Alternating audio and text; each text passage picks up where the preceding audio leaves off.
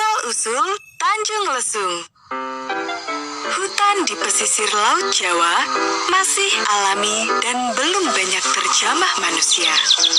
Kicauan burung terdengar dengan jelas dan cahaya matahari menerobos dedaunan dengan indah. Sayup-sayup terdengar suara derap langkah kuda membelah belantara. Pilihanku mengembara ke hutan pesisir selatan memang tepat.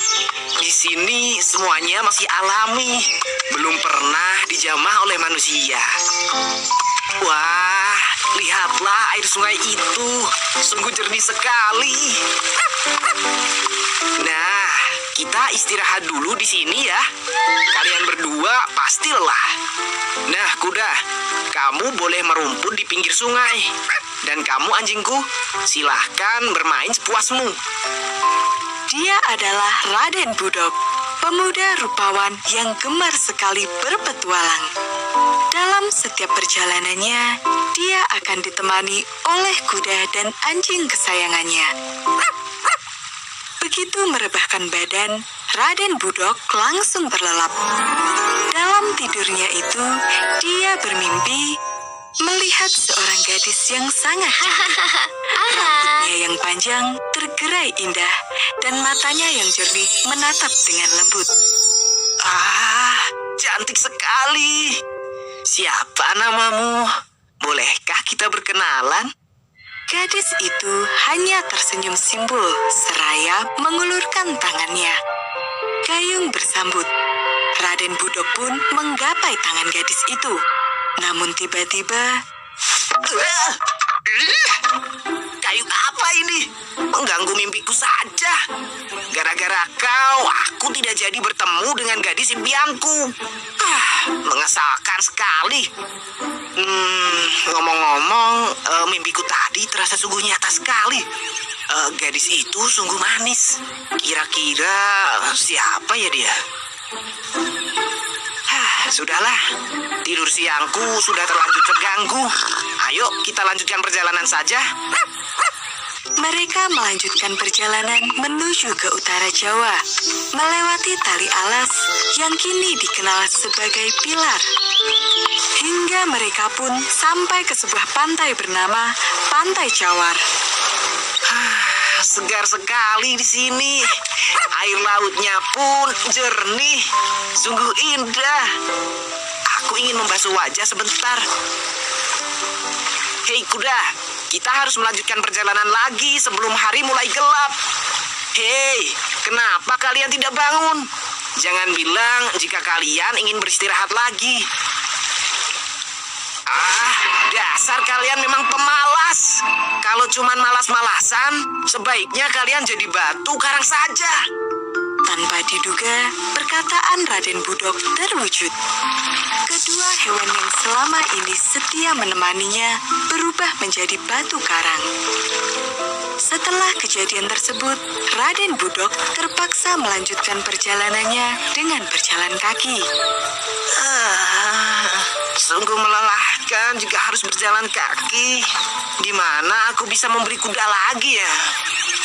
Tak lama kemudian, Raden Budok melewati sebuah perkampungan. Suara apa itu? Merdu sekali.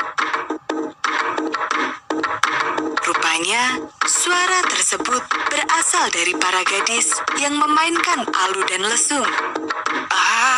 Permainan mereka sungguh merdu. Dan gadis itu sepertinya mirip sekali dengan gadis yang ada di dalam mimpiku. Raden Budok mendekati salah seorang warga dan bertanya, Punten Abah, apa yang sebenarnya sedang dilakukan oleh para gadis itu? Suaranya indah sekali.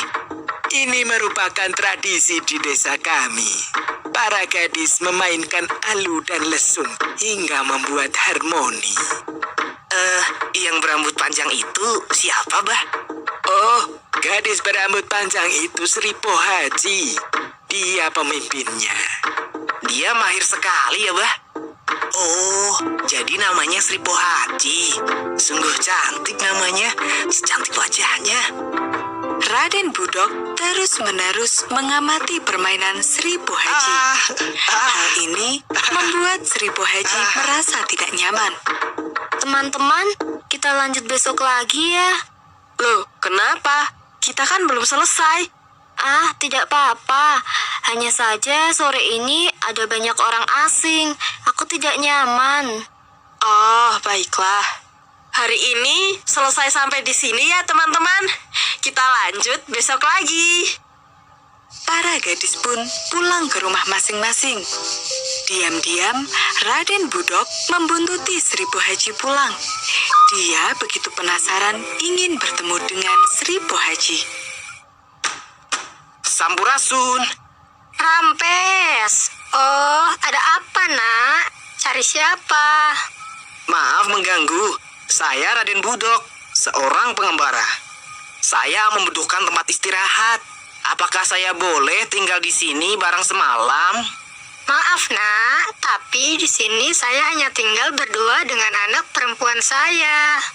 Tidak masalah, Ibu. Saya tidak akan mengganggu. Tapi sungguh tak elok dilihat orang lain jika saya mengizinkan pemuda sepertimu untuk tidur di sini. Baiklah kalau begitu. Nuhun, Bu. Permisi. Malam harinya, Raden Budok terpaksa tidur di luar. Untung saja ada balai-balai bambu kosong tak jauh dari rumah Seribu Haji. Sudah pagi rupanya. Harum aroma kopi. Senangnya jika pagi-pagi begini bisa minum kopi. Pasti segar. Raden Budok terus saja bergumam dengan mata yang masih setengah terpejam. Permisi, Raden Budok. Ini ada kopi untukmu. Iya. Aduh, maaf. Siapa? Iya, Neng. Terima kasih. Aku tahu namamu. Kau Seribu Haji, bukan? Gadis yang kemarin memainkan alu dan lesung. Tapi bagaimana kau bisa tahu namaku? Semalam aku mendengarmu berbincang dengan emak. Ku dengar kau seorang pengembara. Kau pasti sungguh capek. Maka ini kubuatkan sedikit kopi untuk menyegarkan badanmu. Raden Budok dan Seribu Haji terus saja mengobrol.